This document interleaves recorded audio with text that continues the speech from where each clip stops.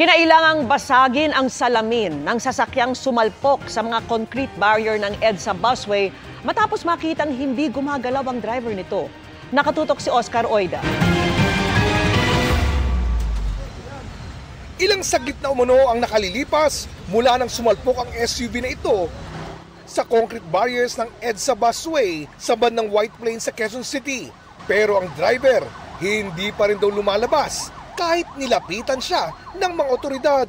Pasado alas 8 ng umaga nang mangyari ang insidente. At kung pagbabasihan ang CCTV ng MMDA, makikita natin na medyo may tulin ang takbo ng sasakyan.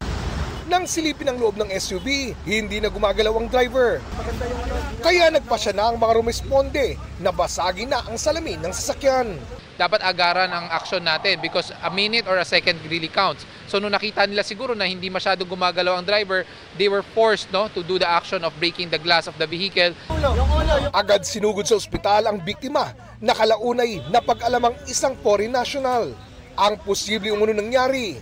Based on reports that we have gathered, ito daw po ay nalito at nagkamali na pumasok siya dito sa ating EDSA busway. Apparently, pagpasok niya dito sa may White Plains, northbound towards Santolan, medyo nalito po siya at nagulat na bakit merong barrier. So, nakakabig niya ang kanyang sasakyan. That's the reason why he rammed our ating mga barriers po.